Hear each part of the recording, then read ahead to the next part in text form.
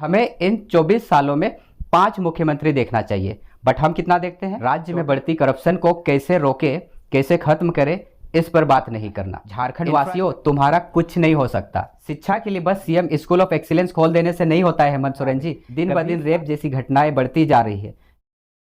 Hello friends, 15 नवंबर 2000 झारखंड को development करने के उद्देश्य से नया राज्य बनाया गया। नया राज्य बने 24 साल हो गया। एक मुख्यमंत्री का कार्यकाल 5 वर्ष का होता है। यदि आपका गणित कमजोर नहीं है तो आपको पता होगा कि हमें इन 24 सालों में 5 मुख्यमंत्री देखना चाहिए, बट हम कितना देखते हैं? टोटल 13 मुख्यमंत्री। कुछ दिन बाद ये 14 हो जाएंगे। व्यक्तिगत रूप से 7 मुख्यमंत्री होंगे।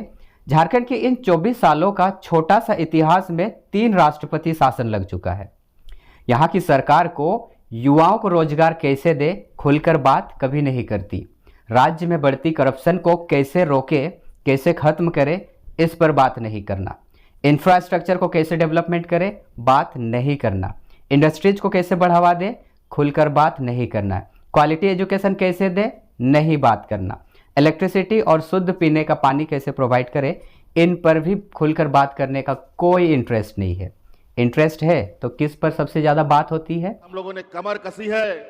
इन विपक्षों को आप झारखंड से खदेड़ कर हमेशा हमेशा के लिए भगा दें। 5 वर्षों में बालू पत्थर सब कुछ इन लोगों ने लूटा। हमको याद है जब झारखंड आंदोलन के समय सबसे ज्यादा गोली कांड करवाया है तो आज कांग्रेस पार्टी ने किया है। क्यों?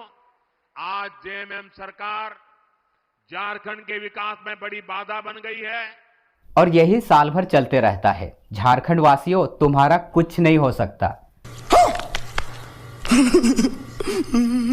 वैसे नॉट ओनली यू, मैं भी इसी स्टेट का आता हूं। क्या मेरा भी कुछ नहीं हो सकता? नहीं। झारखंड में जिस तरह का खेला चल रहा है पॉलिटिक्स में, वो तो होना है ही, और इसका सबसे बड़ा रीजन है यहाँ का अनस्टेबल पॉलिटिक्स का। झारखंड के इलेक्शन में कोई सिंगल पार्टी डोमिनेट नहीं करती है। यहाँ बीजेपी, जेएमएम, कांग्रेस और अभी तो टाइगर जयराम महतो का जेएलकेएम जैसी पार्टियां भी है। हर पार्टी का अपना अलग अलग वोट बैंक है, जिससे वोट काफ़ी ज़्यादा डिवाइड हो जाती है और एक पार्टी को क्लियर मेजॉरिटी, पूर्ण बहुमत नहीं मिल पाती है। और यहीं से स्टार्ट होती है एक अलग खेला। और खेला क्या है? एमएलएज की हॉर्स ट्रेडिंग करके गवर्नमेंट बनाने की कोशिश। सीधी भाषा में बोला जाए तो एमएलएज को मोटी रकम देकर या खरीद कर अपनी पार्टी में शामिल करना। कहीं ना कहीं जो नेता दल बदल करते हैं, उनके पीछे कोई सिंपल कारण नहीं होता है। पिछले चुनाव में हमने देखा कि हेमंत सोरेन अपनी सरकार बचाने के लिए 33 एमएलएज को छत्तीसगढ़ की राजधानी रायपुर के एक होटल में भेज दिए ताकि हॉर्स ट्रेडिंग से बचा जाए और एमएलएज उनको ही सपोर्ट करे। इस प्रकार की डर्टी पॉलिटिक्स विधानसभा चुनाव में करप्शन को जन्म देती है। पॉलिटिशियन तो करते ही है करप्शन, उनके साथ साथ ब्यूरोक्रेसी में भी करप्शन है। पिछले कई सालों में हमने कई आईएएस ऑफिसर्स को झारखंड में गिरफ्तार होते हुए देखा है करप्शन। बड़ी खबर, झारखंड की आईएएस पूजा सिंघल को ईडी ने गिरफ्तार कर लिया है। पूजा सिंघल वही आईएएस हैं जिनके सीए के पास से 17 करोड़ रुपए बरामद हुए थे। बस इतना ही नहीं, हमारे चीफ मिनिस्टर हेमंत सोरेन को भी हमने लैंड स्केम में फंसते हुए देखा है। के खिलाफ चल रहे जमीन घोटाले में कार्रवाई का मामला सेना की जमीन से खरीद बिक्री को लेकर जुड़ा हुआ है। इसमें फर्जी नाम पते के आधार पर जमीन की खरीद और हमारा राज्य झारखंड कोई गरीब राज्य नहीं है। इसके अंदर लेयर बाय लेयर खनिज है। इंडिया का लगभग 40% खनिज संसाधन झारखंड में है। सबसे ज्यादा कोयला लगभग 29% है, 26% लौह अयस्क और साथ ही तांबा के अयस्क 18% है। इनके साथ साथ यूरेनियम, बॉक्साइट, सिल्वर, ग्रेफाइट आदि 50 से ज़्यादा मिनरल्स की खानें हैं झारखंड में। झारखंड का बहुत बड़ा पैसों का हिस्सा कुछ ही लोगों के पास में है और इस कारण से झारखंड एक गरीब राज्य तो है ही, साथ ही इस राज्य के निवासी भी काफ़ी गरीबी में जी रहे हैं। झारखंड भारत का एक पिछड़ा राज्य में से एक है। हमारे प्रधानमंत्री देश को विकसित राष्ट्र बनाने की कल्पना करते हैं, यह अच्छी बात है, लेकिन आप झारखंड के बिना देश को डेवलपमेंट कैसे करेंगे? हमारे भारत के 28 राज्य और 8 केंद्र शासित प्रदेश जब ये डेवलप्ड होंगे तभी ये देश डेवलप्ड होगा। अभी भले ही गुजरात, महाराष्ट्र, तमिलनाडु देश के ग्रोथ इंजन है, बट कहीं ना कहीं ये भी सच है कि इन्हें डेवलप करने के लिए जो रिसोर्स चाहिए था, जो संसाधन चाहिए था, वो झारखंड ने दिया। झारखंड सरकार से तो कोई उम्मीद रही नहीं, या पिछले 5 साल या उससे भी ज़्यादा जब सत्ता में थी तब एक एग्जाम भी सही से कंडक्ट नहीं करा पाई। नौकरी काय खोजते हैं? पैसा कमाने के लिए। पैसा क्या नौकरियों से कमाता है आदमी? उनके सिस्टम में बैठे कुछ लोग इतने करप्ट हैं कि क्वेश्चन पेपर तक को बेच देते हैं। जो पिछला बार पैसा उठा करके पेपर लीक किया था, जिसमें आयोग भी स्वीकार किया, सरकार भी स्वीकार किया था, लेकिन जितना कोई को पेपर बेचा था उसको पैसा नहीं लौटाया है। इसीलिए फिर से अभी पैसा लेकर के अब नए एजेंसी के नाम से उसको फिर से पेपर लीक किया गया।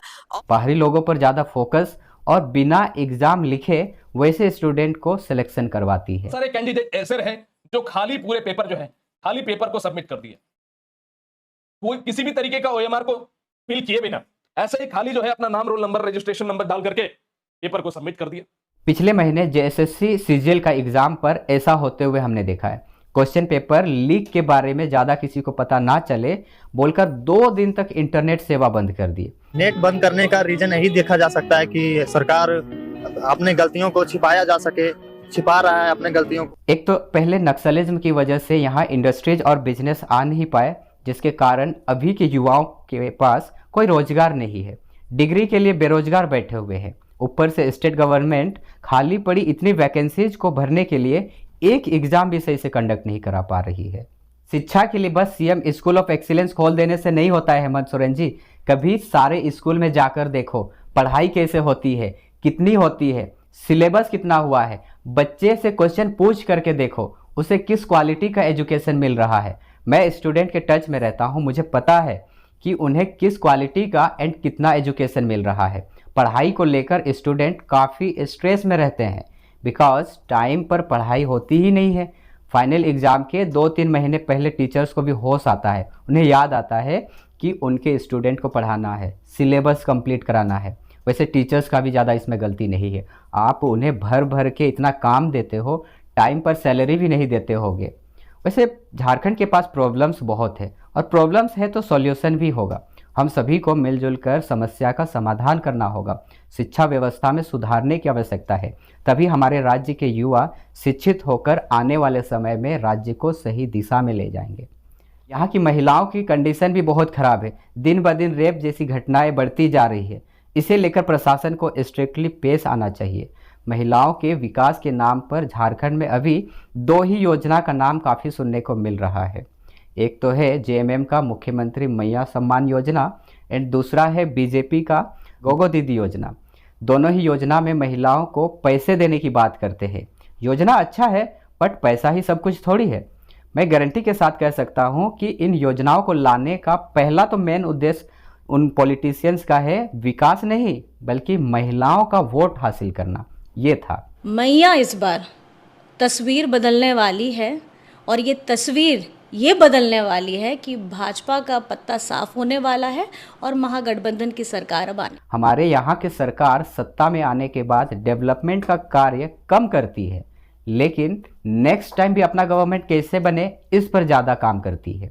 इस कारण से आम जनता सबसे ज़्यादा प्रॉब्लम फेस करती है। देखिए, झारखंड के पास अनेक प्रॉब्लम्स है जिसे सॉल्व करने की आवश्यकता है, और हमें ही सॉल्यूशन निकालना होगा। सबसे पहले ज़रूरत है यहाँ एक स्टेबल गवर्नमेंट की। दूसरा, जॉब अपॉर्चुनिटीज़ क्रिएट करना होगा। तीसरा है इंफ्रास्ट्रक्चर डेवलपमेंट करना। चौथा है क्वालिटी एजुकेशन देना। पांचवा, करप्शन को पूरी तरीके से ख़त्म करना। छठा, हेल्थ पर खास ध्यान देना होगा। फिर इलेक्ट्रिसिटी और पीने का पानी सही से सबको प्रोवाइड। साथ ही आठवां में बोलूँगा कि प्राइवेट इंडस्ट्रीज़ को इन्वाइट करना चाहिए, ताकि रिसोर्स को प्रॉपरली हैंडल करेंगे और साथ ही लोगों को जॉब मिलेगी, जिससे उनकी ज़िंदगी काफ़ी बेहतर हो जाएगी। इनके अलावा सबसे इम्पॉर्टेंट है पब्लिक का थॉट चेंज करना। सिस्टम में बैठे लोग करप्ट ये कुछ नहीं कर सकते, हमें ही चेंज होना होगा। आप अपना जिम्मेदारियों को अच्छे से समझें और उनको निभाएं। झारखंड एक गरीब राज्य है, अंडर डेवलप स्टेट है, इसे चेंज करने की आवश्यकता है। बच्चे, युवा, महिलाएं, बुजुर्ग, सबसे रिक्वेस्ट है कि राज्य को लेकर पॉजिटिव हो। हम सब झारखंड के भविष्य है, हमारी मेहनत से ही झारखंड की दिशा एवं दशा दोनों बदल सकती है। धन्यवाद। अगर वीडियो पसंद आए तो लाइक, कमेंट एंड ज़्यादा से ज़्यादा लोगों को शेयर ज़रूर करें।